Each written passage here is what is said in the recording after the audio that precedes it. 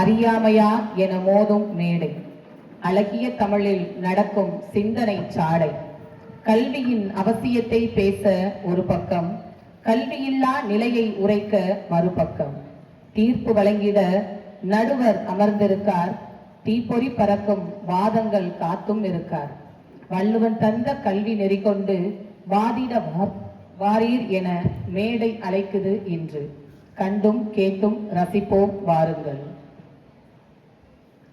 பெரியோர்களே, தாய்மார்களே, இளைஞர்களே, நின்றும் இருந்தும் இதை எப்படியாவது கேட்க வேண்டும் என்ற ஆர்வத்தோடு வந்திருக்கின்ற அன்பு குழந்தைகளே, உங்களுடைய இருதால் வணங்கி என்னுடைய வாழ்த்துக்களை தெரிவித்துக் கொண்டு இப்போது இந்த பட்டிமன்றத்தை தொடங்குகிறோம்.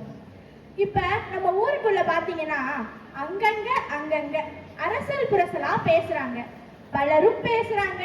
என் காது பட நானும் கேட்கிறேன். என்ன சொல்றாங்க? நம்ம வாழ்க்கையில வெற்றி பெறணும்யா, வாழ்க்கையில வெற்றி பெறணும்னா நல்லா சம்பாதிக்கணும். பக்கத்துல இருந்துகிட்டு இன்னொருத்தர் சொல்றாரு, அடே கிறுக்கு பயலே, படிக்கணும்டா, படிச்சா மட்டும்தான்டா வாழ்க்கையில நல்லா சம்பாதிக்கலாம் அப்படின்னு ஒருத்தர்.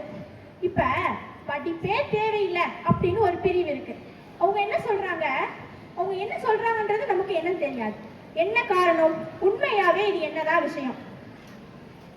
வாழ்க்கையில் வெற்றி பெறுவதற்கு படிப்பு அவசியமா, அவசியம் இல்லையா? இவ்வளவுதாங்க கேள்வி. இந்த இருக்காரு பாருங்க நம்ம புலவரையா, அவர் நல்ல பேச்சாளர். இவர் வாயிலிருந்து பொய்யே வராதான். ஏன்னு தெரியுமா? இவர் நல்லாசிரியர் விருது பெற்றவர். இவர் சொல்றாரு, அம்மா, நான் என் வாழ்க்கையில எவ்வளவோ பிள்ளைகளை படிக்க வச்சு நல்ல நிலைமைக்கு கொண்டு வந்திருக்கேன். அதனால படிப்பு வேணாம்னு சொல்லக்கூடாது, படிப்பு வேணும் அப்படின்னு நிக்கிறாரு. அங்க நம்ம மருத்துவர் அம்மா காவியா, மருத்துவம் படிச்ச பிள்ளை சும்மா இருக்குமா? அவங்க என்ன சொல்றாங்க, உங்க உசுரே எங்க கையில தாயா. இப்போ மருத்துவருக்கு தானே மரியாதையே. ஒரு சிட்டு இதெல்லாம் மாத்தி எழுதி வச்சுச்சுன்னா போதும், நம்ம சோழி முடிஞ்சிச்சு. அந்த பக்கம் நம்ம பாரதி, அவங்க ரொம்ப துணிச்சலா நிக்கிறாங்கம்மா. அவங்க என்ன சொல்றாங்க, படிப்புக்காக என் உயிரையே கொடுத்து கூட நான் பேசுவேங்க அப்படின்னு நம்ம பாரதி. இங்கிட்டு வந்து பார்த்தா நம்ம கலா, அவங்க என்ன சொல்றாங்க, நீங்களும் ஆசிரியர், இவரும் ஆசிரியர், அவங்க அணியில ஒரு மருத்துவர் வேற, அவங்க காட்டுல இன்னைக்கு மழைதான்னு அவங்க நினைச்சிட்டு இருக்காங்க. ஆனா உண்மையாவே 4 பக்கம் போனா 4 பேர் எந்திரிச்சு நின்று கும்பிடுறதுக்கும் பார்த்தோன்னையும் அப்படின்னு சொல்றதுக்கும் படிப்பு ஒன்றும் பெருசா அவசியம் இல்லைன்னு அவங்க. அந்த பக்கம் நம்ம தம்பி அருண், அவர் ஒரு வழக்கறிஞர். அவர் என்ன சொல்றாரு, நானும் படிச்சவன் தான், ஆனா வாழ்க்கையில சுகமா வாழ்றதுக்கும் நல்லா சம்பாதிக்கிறதுக்கும் படிப்பொன்னும் தேவையில்லைங்க அப்படின்னா அவர். அந்த பக்கம் கடைசியா நம்ம ராஜா, அவர் என்ன சொல்றாரு, படிச்சவன் பாட்டை கெடுத்தான், எழுதுனவன் ஏட்ட கெடுத்தான், எதுக்கு இந்த வெட்டி வேலை, வந்தமா வாழ்ந்தமா சுகமா சம்பாதிச்சுட்டு போயிட்டே இருக்கணும்னு அவர் ரொம்ப துணிச்சலா நிற்கிறாருங்க. இப்பொழுது படிப்பு அவசியமா அவசியம் இல்லையா என்றதுல முதலில் படிப்பு அவசியமே என்ற அணி தொடங்குகிறது. ஐயா ராமலிங்கம் ஐயா பேசுவார், வாங்க. வாழ்க்கையில் வெற்றி பெற படிப்பு அவசியம். 1000 பேரை எதிர்த்து வாழலாம், ஒருவரை கூட எதிர்பார்த்து வாழக்கூடாது என்பதுதான் படிப்பு தருகிற மிகப்பெரிய நம்பிக்கை. படிக்கலன்னு வச்சுக்கோங்களே, அடுத்தவங்க என்ன செய்யறாங்கன்னு தான் ஆராய்ச்சி பண்ணுவாங்க. படிச்சுட்டா அடுத்து என்ன செய்யலாம்னு யோசிப்பாங்க. அப்போ எது மிகப்பெரிய வெற்றியை தரும்? படிப்பு தான் மிகப்பெரிய வெற்றியை தரும். நான் ஒரு குறளை நினைவுபடுத்த கடமைப்பட்டிருக்கிறேன். கற்க கசடர கற்பவை கற்ற பின் நிற்க அதற்கு தக என்ற 7 சொற்கள் அடங்கிய அந்த திருக்குறளின் மகத்துவம் என்ன தெரியுமா? படிக்க வேண்டிய நூல்களை படித்து நிற்க வேண்டிய நெறியில் நிற்பவனுக்கு துணைக்கால் வேண்டாம், தன் காலே போதும் என்பதனால் வள்ளுவர் ஒரு சொல்லில் கூட துணைக்கால் போடாமலேயே எழுதியிருக்கிறார். இதெல்லாம் விலங்கலையாப்பா உங்களுக்கு? சார், மார்க்கெட் பக்கத்துல 100 பேர் கும்பலா அப்படியே கூடி இருக்கிறாங்க. ஒரு இளைஞர் வராரு, அங்க என்ன நடக்குதுன்னு எட்டி பார்க்கிறாரு. உள்ள ஒருத்தன் கரடி வச்சுக்கிட்டு ஒவ்வொரு முடியா புடுங்கி காசுக்கு வித்துக்கிட்டு இருக்கான். அந்த முடியை கொண்டு போய் வீட்டுல வச்சீங்கன்னா காசு கொட்டுங்க. அந்த இளைஞர் பார்த்துக்கிட்டே இருந்தாரு. வாங்கிட்டு போன எல்லாரையும் கூப்பிட்டு கேட்டாரு, ஏன்டா இந்த முடிய வச்சிருந்தா காசு கொட்டும்னு வாங்கிட்டு போறியே, பல வருஷமா அந்த கரடிய அவனே வச்சுட்டு இருக்கான், அவனுக்கு காசு கொட்டலையே, கொஞ்சம் யோசிக்க கூடாதா அப்படின்னாரு. அதுல ஒரு பெரியவர் சொன்னாரு, இதுக்கு தாயா 4 எழுத்து படிக்கணுங்கிறது. அந்த பிள்ளை என்ன கெட்டிக்காரத்தனமா சொல்றான் பாரு. ஒரு காலத்துல சமுதாயத்தையே அந்த பிள்ளை வெற்றியடைய வைக்க போறான். நாடே அந்த பிள்ளையை பாராட்ட போகுதுன்னு அந்த பெரியவர் வாழ்த்தினாரு. அந்த பிள்ளைதான் பிற்காலத்தில் அண்ணல் அம்பேத்கர் என்னும் மாபெரும் தலைவர். சார், மனிதனுடைய அறிவுதான் சார் வளர்ச்சி. நான் ஒண்ணு சொல்றேங்க, கடின உழைப்பு வெற்றிக்கு காரணமா இருக்கலாம். படிக்க கூட வேண்டாம்னா சரி, பெற்ற வெற்றியை தக்க வைத்துக் கொள்வதற்காவது படித்தவர்கள் வேண்டும். சாதாரணமானது இல்ல சார். 65 வயதுல ஒரு பெரியவர் ஹாஸ்பிட்டல்ல அட்மிட் ஆகுறாரு. அவர் கிட்னில கல்லு பாம் ஆகி போச்சு. அந்த டாக்டர் பார்த்து என்ன பண்றாரு, கிட்னில கல்லு கொஞ்சம் பெரிய சைஸா இருக்கிறதுனால கொஞ்சம் கொஞ்சமா அதை உடைச்சு பீஸ் பீஸா உடைச்சு அவரை காப்பாத்திட்டாரு. டிஸ்சார்ஜ் ஆகி வீட்டுக்கு போகும்போது கையெடுத்து வணங்கினாரு. அந்த பெரியவரை பார்த்து டாக்டர் சொன்னாரு, என்ன ஞாபகம் இருக்குதா ஐயா? இல்லையே தம்பி, உங்க கிளாஸ்ல 8th படிக்கும் போது நான் அதை உடைப்பேன் இதை உடைப்பேன், அதனால நீங்க என்ன சொன்னீங்க, எதிர்காலத்துல நீ கல்லு தாண்டா உடைப்பேன்னு சொன்னீங்க. இப்ப உங்க கிட்னில இருக்கிற கல்லை நான் தான் சார் உடைச்சேன். எதிர்மறை கூட நேர்மறையாக சிந்திப்பவன் தான் வெற்றி பெறுவான். அதற்கு படிப்பு அவசியம். படிப்பு தான் விண்ணளவுக்கு உயர்த்தும். மாண்புமிகு நீதியரசர் அவர்களே, பிச்சை எடுப்பதை கூட கேவலம் என்று பார்த்த இந்த சமுதாயத்தில் ஒரு புலவன் சொன்னான், பிச்சை புகிலும் கற்கை நன்றே. அதாவது பிச்சை எடுத்தாவது நீ படிடா, ஏனா படிக்காம இருக்கிறது அதை விட கேவலம். ஒன்றை சொல்லி நான் நிறைவு செய்கிறேன். படித்தாண்ட கூடாது என்று அடக்கி வைக்கப்பட்ட பெண்கள் இன்று கடல் தாண்டி செல்கிற அளவிற்கு தன்னம்பிக்கையும் தைரியத்தையும் பெற்றிருக்கிறார்கள் என்றால் அதற்கு அவர்கள் படித்த படிப்பு தான் என்று சொல்லி இந்த நல்ல வாய்ப்புக்கு நன்றி கூறி விடைபெறுகிறேன். நன்றி, வணக்கம். ஆஹா, நம்ம புலவரையா எவ்வளவு அருமையா சொல்லியிருக்காரு பாருங்களேன். இல்லம் தேடி கல்வி, பெண்களுக்கு அரசாங்கம் அவ்வளவு முன்னேற்றம் கொடுத்திருக்காங்க கல்விக்கு. இப்படி இருக்கையில அவரை எதிர்த்து பேசுறது கொஞ்சம் கடினம் தான். வாங்க கலா அவர்களே, வாங்க. கரடி கதை அப்படின்னு ஆரம்பிச்சு திடீர்னு சவுண்டு விடுறாரு, நீங்கள் எல்லோரும் படிக்க வேண்டும், படித்தே ஆக வேண்டும். ஐயா, இதெல்லாம் நாங்க வசந்த மாளிகையிலே பார்த்துட்டோம் ஐயா. இப்ப படிப்பு அவசியமா இல்லையா என்றது கேள்வி இல்ல, வாழ்க்கையில் வெற்றி பெறுவதற்கு படிப்பு அவசியமா இல்லையா என்பதுதான் கேள்வி. அத முதல்ல படிச்சுட்டு வாங்க. நீங்க வெற்றி பெறணும்யா, வாழ்க்கையில வெற்றி பெறணும். புத்தகங்களை வாழ்க்கைக்காக படித்தவர்களை விட வாழ்க்கையை புத்தகமாக படித்தவர்கள் தான் நிறைய சாதித்திருக்கிறார்கள். இவ்வளவு பேசுறாங்களே, அவங்க வீட்டுல சமையல் செய்யறவங்க வேணும்னா கேட்டரிங் டெக்னாலஜி படிச்சுட்டு வந்து சமைக்கலாம். ஆனா அந்த சமையலுக்கு தேவையான நெல்லையும் காய்கறிகளையும் பயிர்களையும் விளைத்து தருகிற ஒரு விவசாயி படிக்காத மனிதன் என்பதை புரிந்து கொள்ளுங்க. நீங்க உடுத்துற உடையை வடிவமைச்சு தரவங்க வேணா ஃபேஷன் டெக்னாலஜி படிச்சுட்டு வந்தவங்களா இருக்கலாம். ஆனா அந்த பஞ்ச நூலாக்கி நூலை நெசவாக்கி தருகிற ஒரு படிக்காத நெசவாளிதான் இன்று நாம் உடை உடுத்துவதற்கு காரணமாக இருக்கிறான். படிக்காத தச்சர்கள் செஞ்ச மேசையும் நாற்காலியும் தான் நீங்க உட்கார்ந்து படிக்கிறீங்க. அத கொஞ்சம் நன்றியோட நினைச்சு பாருங்கய்யா. அப்ப படிக்காம இருந்தா இப்படி வேலை பார்க்கலாம், படிக்காதவங்க தான் எல்லா வேலையும் பாக்குறாங்க. இந்த படிச்சவங்களுக்கு படிப்பே தடையா இருக்கு. இந்த வேலையை பார்க்க மாட்டேன், அந்த வேலையை பார்க்க மாட்டேன் அப்படின்னு சொல்லிட்டு ஓரமா உட்கார்ந்துருக்காங்க. இந்த படிச்சவங்களுக்கு பிரச்சனை என்ன தெரியுமாமா? கொஞ்சம் படிச்சா ஊரை விட்டு போயிருவாங்க, அதிகம் படிச்சா ஸ்டேட்டை விட்டு போயிருவாங்க, ரொம்ப படிச்சா நாட்டை விட்டே போயிருவாங்கம்மா. அப்படியா? அப்ப நம்ம எல்லாம் படிக்காததுனாலதான் இங்க இருக்கோம். அதிகம் படிக்காததுனால இங்க இருக்கோம். சரி சரி. ஆனா படிக்காதவங்க அப்படி கிடையாதுமா. 5000 இருந்தா பெட்டி கடை வைப்போம், 50,000 இருந்தா மளிகை கடை வைப்போம், 5 லட்சம் இருந்தா டிபார்ட்மெண்ட் ஸ்டோர் வைப்போம், 50 லட்சம் இருந்தா ஒரு பெரிய ஃபேக்டரி கட்டி உங்களை மாதிரி படிச்ச 1000 பேருக்கு நாங்க வேலை கொடுப்போமா? நாட்டை விட்டு ஓடவும் மாட்டோம், வேற வேலை தேடவும் மாட்டோம். என்ன வந்து கதை விட்டுக்கிட்டு இருக்கீங்க?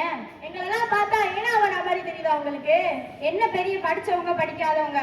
நாங்க பேப்பர்ல கை நாட்டு வைக்கிறோம், நீங்க ஆபீஸ்க்குள்ள போகும்போதே கை நாட்டு வச்சுட்டு தானே போறீங்க. என்னங்க வித்தியாசம்? நீங்க மிஷின்ல வைக்கிறீங்க, அவங்க பேப்பர்ல வைக்கிறாங்க, அவ்வளவுதானையா? நாங்க எங்க ஊர்ல கெத்தா மாடு மேய்க்கிறோம், நீங்க துபாய்க்கு போய் ஒட்டகம் மேய்க்கிறீங்க. என்ன பெரிய வித்தியாசம்? நீங்க கடனுக்கு ஆடி கார் வாங்கி ஆடாம போறீங்க, நாங்க சொந்த காசுல ஆடிக்கிட்டே ஆட்டோல போறோம். சரி சரி. நீங்க மன்னாரன் போல வேலை பாக்குறீங்க, நாங்க கேக்குறான் கம்பெனில வேலை பாக்குறோம், அவ்வளவுதானேயா? அப்படியே நமக்கு ஒரு வேலை வாங்கி தரது. வாங்கம்மா பாப்போம்மா. 1ஆம் தேதி ஆனா நீங்க சம்பளம் வாங்குறீங்க, 1ஆம் தேதி ஆனா நாங்க சம்பளம் கொடுக்குற இடத்துல இருக்கோம்மா. எனவே நடுவர் அவர்களே, பரீட்சை எழுதுவதற்கும் மதிப்பெண் பெறுவதற்கும் கல்வி அவசியம், வாழ்க்கையில் முன்னேறுவதற்கும் வெற்றி பெறுவதற்கும் கல்வி அவசியம் இல்லை என்று சொல்லி வாய்ப்பிற்கு நன்றி கூறி விடைபெறுகிறேன். நன்றி, வணக்கம். ஆஹா, எம்பிட்ட அழகா பேசினாங்க. இந்த அம்மாவை கூட்டிக்கிட்டு 4 தடவை சுத்தி இருந்தா 4 காசு சம்பாதிச்சிருக்கலாம். விட்டு புட்டமையா. சரி, மருத்துவரம்மா வாங்க. இங்க பார்த்துட்டு நேரா அங்க பாருங்களே, Kala ma'am BCom BEd, Arun BA BL, Raja sir MCom. படிப்பு தேவையில்லைன்னு பேசுறதுக்கு இங்க படிச்சவங்க தான் தேவைப்படுறாங்க. படிச்சதுனாலதானமா சொல்றோம் வேணாம்னு. ஆளுக்கு 2 டிகிரி வாங்கிட்டு ஊரை விட்டு பிள்ளைய மட்டும் படிக்க வேணான்றாங்க. நான் என்னோட வாழ்க்கையில ரொம்ப அண்ணாந்து பார்த்த 2 பேரை பத்தி மட்டும் நான் சொல்லுறேன். மதுரைக்கு பக்கத்துல ஒரு கிராமத்துல பிறந்த ஒரு பையன், ரொம்ப ஏழ்மையான குடும்பம். அவருக்கு மேற்படிப்பு படிக்க சீட்டு கிடைச்சு. வருஷத்துக்கு ஃபீஸ் 84 ரூபாய் அப்பவே. ஆனா அவர் கையில கட்டுறதுக்கு காசு இல்லை. அவர் தற்செயலா ஒரு ஆசிரியரை சந்திச்சார். அவர் தான் இவருக்கு பணம் கட்டி அவரை சேர்த்து விட்டார். அன்னைக்கு மட்டும் நான் என்னோட ஆசிரியரை பார்க்காமலே போயிருந்தா, ஏதோ ஒரு கீழத்தூர் கிராமத்துல நான் காணாமலே போயிருப்பேன்னு சொன்னது வேற யாரும் இல்லை, அந்த குழந்தையே நம்ம ராஜா சார் தான். அந்த 84 ரூபாய் ஃபீஸ் கட்டிய ஆசிரியர் நம்ம அம்மா தான். அதனால படிப்பு எவ்வளவு முக்கியங்கிறது நம்ம ராஜா சாருக்கு தெரியும். அதை விட நம்ம அம்மாவுக்கு நல்லாவே தெரியும்.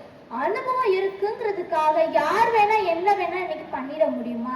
நான் தான் வயலுக்கு தண்ணி பாய்ச்சுறேனே, மோட்டார்ல பிரச்சனை நானே கை வைக்கிறேன் வச்சா இச்சாங்கிற மாதிரி ஒரு பக்கம் எல்லாம் கருகி போய் தான் கிடக்கணும். அந்தந்த துறைக்கு படித்தவர்கள் மட்டுமே அதில் கை வைக்க வேண்டும். அதுதான் சேஃப்டி, அதுதான் ப்ரிகாஷன்னு சொல்லி தரதே படிப்பு தான். இப்ப எல்லாரும் பிசினஸ் பண்ணி என்ன சொத்து சேர்த்து என்ன பண்ண போறோம்? லட்சத்துக்கு எத்தனை சைபர்னு தெரியலனா ஒரு கையெழுத்துல லட்சாதிபதி பிச்சாதிபதி ஆறதுக்கு எவ்வளவு நேரம் ஆக போகுது?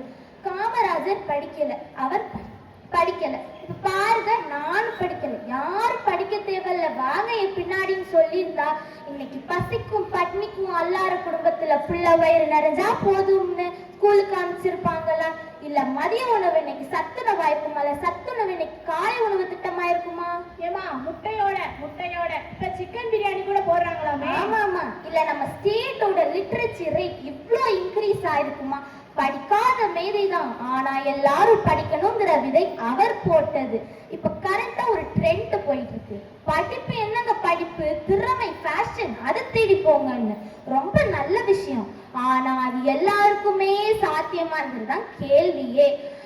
கனவு எல்லாருக்குமே இருக்கும்.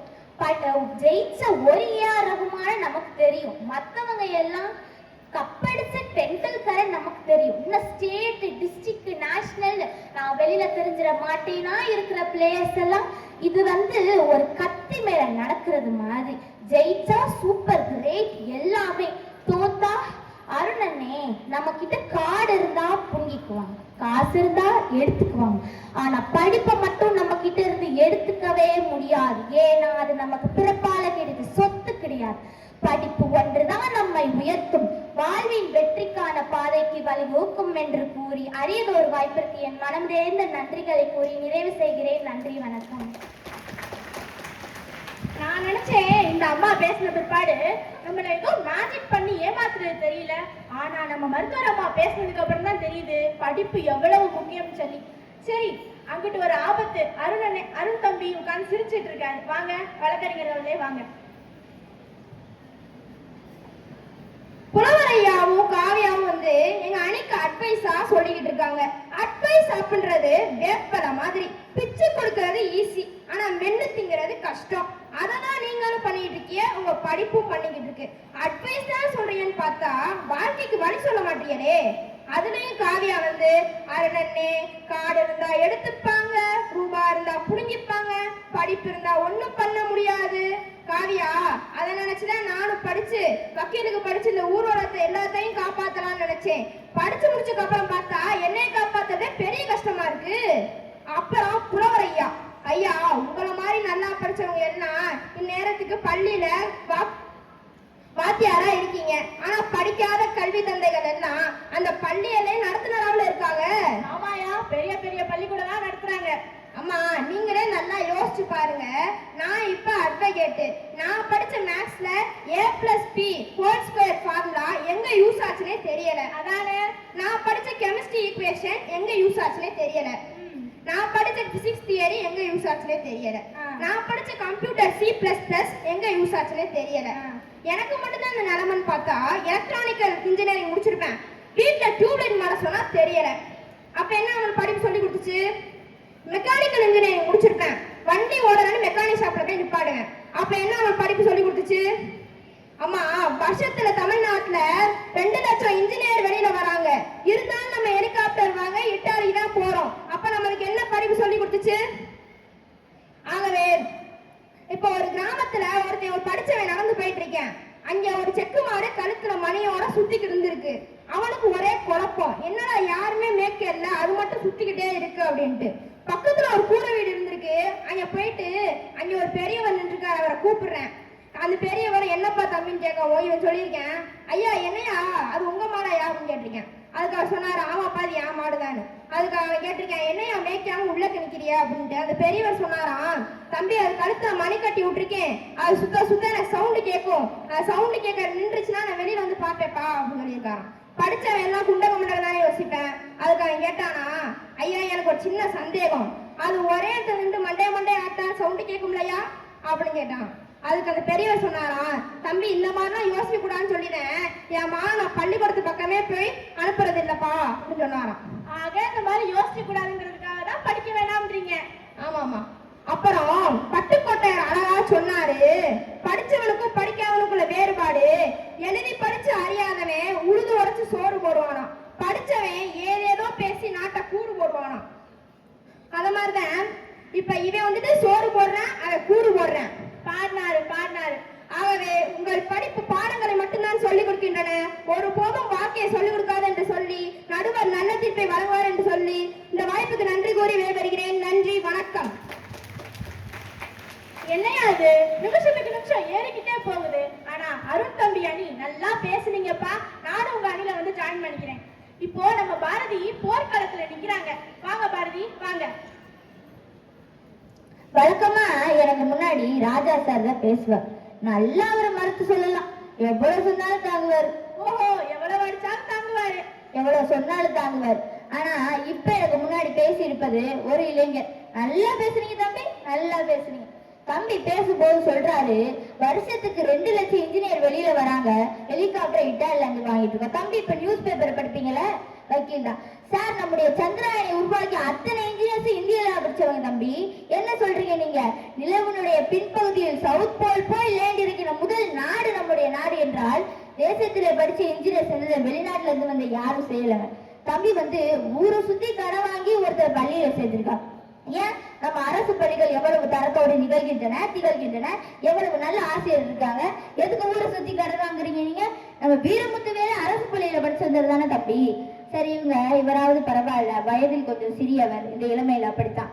கலா தங்கச்சி இன்னைக்கு பேசி இருக்கு பாருங்க. அவங்க சொல்றாங்க, எங்க புலவரையா பேசுனது இதெல்லாம் நாங்க வசன மாளிகையிலே கேட்டுட்டோம். ஏன்னா அவர் கத்தி பேசினார், அவராவது கொஞ்சம் தாமா கத்தி பேசினாங்க. நீங்க கத்தி பேசுனீங்கம்மா.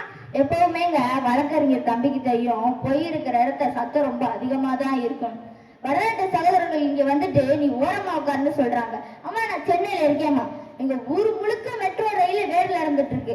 அந்த சகோதரர்கள் வடநாட்டுல இருந்து வந்த சகோதரர்கள் காலையில 5:30 இருந்து ராத்திரி 8 மணி மட்டும் வேலை செய்யறாங்க. கஷ்டமான வேலை.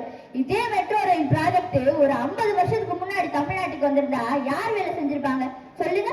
நம்முடைய மாநிலத்துக்காரர்கள். இன்னைக்கு அவங்க செய்யல, அவங்க படிச்சுட்டாங்கம்மா, மேல போயிட்டாங்க. அவங்க படிக்கல, அதனால வந்து செய்யறாங்கம்மா. மேலும் மேல சொல்றாங்க, நேரு வந்து அதிகம் படித்தார், ஆனால் அதன் பின் வந்த காமராஜர் தான் அடுத்த பிரதமரை முடிவு செய்தார். அடுத்த பிரதமரை முடிவு செய்த காமராஜர் படிக்காதவர்கள் தான். ஆனால் இந்த தமிழ்நாட்டில் அத்தனை பேரையும் படிக்க வைக்க வேண்டும் என்று காமராஜர் ஏன் நினைத்தார்? அவங்க கேக்குறாங்க, 5000 ரூபாய் இருந்தா அந்த கடை போடலாம், 50 லட்சம் ரூபாய் இருந்தா இன்னொரு கடை போடலாம். சொன்னீங்கல்ல கலா? ஆமா ஆமா. அவ்வளவு ஈஸியாமா கடை போடுறது? நீங்க லைசென்ஸ் வாங்கிடுவீங்க நீங்க. வாங்கிருவீங்க லோன்ல பேங்க்ல போய் லோன் வாங்கிருவீங்க நீங்க. அம்மா இவங்க சொல்றதை பார்த்தா படிக்காதவர்கள் வெற்றி பெறுவது என்பது எளிதா என்ற கேள்வியை இந்த மன்றத்தில் நான் வைக்கிறேன். இவங்க 3 பேர் என்ன பண்றாங்கன்னா ஜெயிச்ச வெற்றி பெற்றவர்களை எடுத்து அதுல யாரு படிச்சவங்க படிக்காதவங்க பார்த்துட்டு இருக்காங்க. நான் கேட்கிறேன், தோல்வியற்றவர்கள் காரணங்கள் எத்தனை பேர் படிக்காதவர்கள் படித்தவர்கள் என்று. இன்னைக்கு இந்தியா முழுக்க ஒரு கேள்வி வருதுங்க. படிச்சவன் என்ன செஞ்சு கிழிச்சான்? அவன் ஜெயிக்கலையா இவன் ஜெயிக்கலையா நான் ஏன் படிக்கணும்? இப்படி கேட்கிறவர்கள் பல பேர் ஏற்கனவே ஒரு வசதியில இருக்கிறவங்க, வசதிக்கு வந்துட்டு அந்த குழந்தைகள் ஒரு வேலை படிக்காவிட்டால் அவர்கள் தாங்கி பிடிக்கவும் தூக்கி பிடிக்கவும் பணமும் பதவியும் அதிகாரமும் அந்த குடும்பத்தில் ஏற்கனவே இருக்கிறது. ஆனா இந்த கேள்வியை நீங்க கேட்கறத பார்த்து நாளைக்கு எந்த பிடிப்பும் இல்லாத எங்களுடைய சகோதரர்கள் இதை சொல்ல ஆரம்பித்தால், அவர்கள் கீழே விழுந்து விட்டால் அவர்களை தாங்கி பிடிக்க யார் இருக்கிறார்கள்?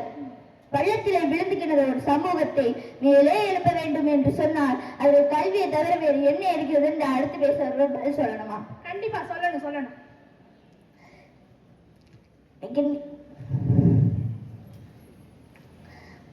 அதனால்தான் பாரதிதாசன் சொன்னார், மலை வாழை அல்லவா கல்வி என்று கேட்டார்.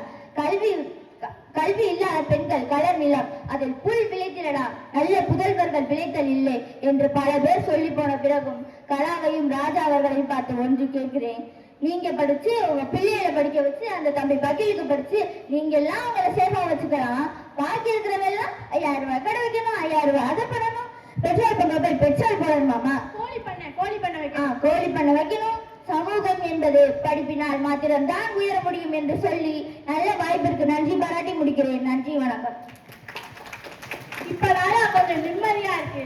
இவ்வளவு நாள் நம்ம எல்லாம் கிறுக்கு பயல்களால இருந்திருக்கோம். ஆனா நம்மள இன்னமும் கிறுக்காக்கிறதுக்கு ஒரு ஆள் இருக்கு. வாங்க ராஜா வாங்க. புலவரையா, அந்த அம்மா, டாக்டர் அம்மா 3 பேரும் சேர்ந்து எங்க 3 பேரையும் மிரட்டிருக்காங்க. மேடம் சொன்னாங்க, படிக்காதவ வெற்றி பெறுவது ஆக்சிடென்ட், ஆனா படிக்கிறவ வெற்றி பெறுவது நிச்சயம் அப்படின்னு மேடம் சொன்னாங்க.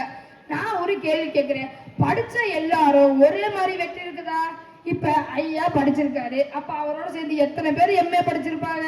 இப்ப அவங்க எல்லாம் எங்க இருக்காங்கன்னு கூட தெரியலையா? எத்தனையோ பேர், ஒரு 10 பேராவது ஐயாவோட சேர்ந்து எம்ஏ படிச்சிருப்பாங்க.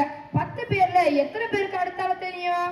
என்னோட இப்ப வெற்றி ஒரே மாதிரியான வெற்றி தலைமைன்றதுக்கு ஐயாவே உதாரணம் காட்டிருக்காங்க. என் கூட படிச்ச பையன் கணக்குல முட்டை மார்க்கு. நான் பிகாம் முடிச்சு வேலை இல்லாம இருக்கும் போது ஒரு நாள் அவனை பார்த்தேன், 2 வீலர்ல வந்துட்டு இருந்தான். நான் கேட்டேன், டே நான் இவ்வளவு படிச்சு சைக்கிள் கூட இல்லாம இருக்கேன், நீ என்ன வந்துட்டு இருக்க அப்படின்னு கேட்டது. சொன்னா, நான் என்னை முட்டை மார்க் வாங்கி என்னை வெளியே அனுப்புனார்லடா, நான் ஒரு முட்டை கடை ஒண்ணு ஆரம்பிச்சேன். இதுவும் நடந்தது, முட்டை கமிஷன் கடை. ஒரு முட்டை 1 பைசாவா. நான் கேட்டேன், ஒரு முட்டை 1 பைசா எப்படா? டெய்லி 10 லட்சம் முட்டை விற்கிறேன்டா. இதுவும் நடந்ததுமா. இது ஆக்சிடென்ட் கிடையாது, இன்சிடென்ட்.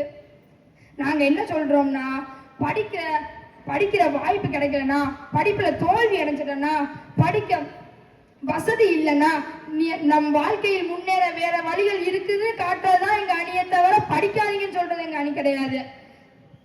புலவரையா போய் சொல்ல மாட்டாரு, நடுவரையா சொன்னாரு.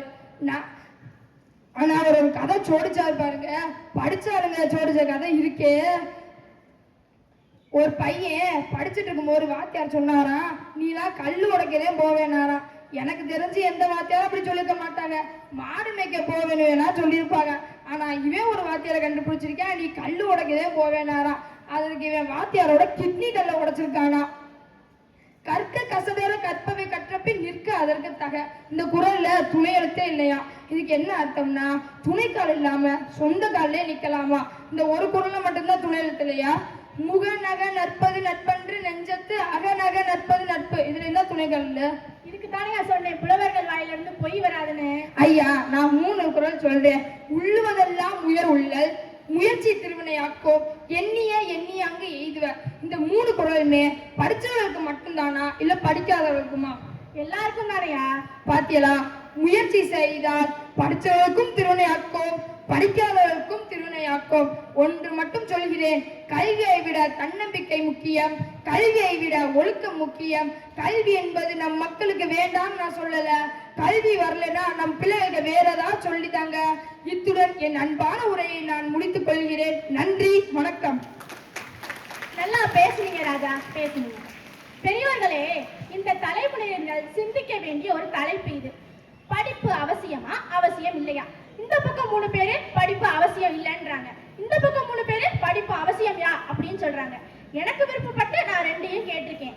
நான் கொஞ்சம் நிறுத்து தான் சொல்லணும். 2 பக்கமும் சிக்கல் இருக்கு. இதுவும் முடியாது அதுவும் முடியாது. நான் கொஞ்சம் கூர்ந்து போய் யோசிச்சு பார்த்தாதான் தெரியுது. நம்ம முன்னாடி நம்ம நாட்டுல படிச்சவங்களும் இருந்தாங்க, படிக்காதவங்களும் இருந்தாங்க. என்ன நடந்துச்சு? படிச்சவங்க எல்லாரும் படிக்காதவங்கள அடிமைப்படுத்தினாங்க.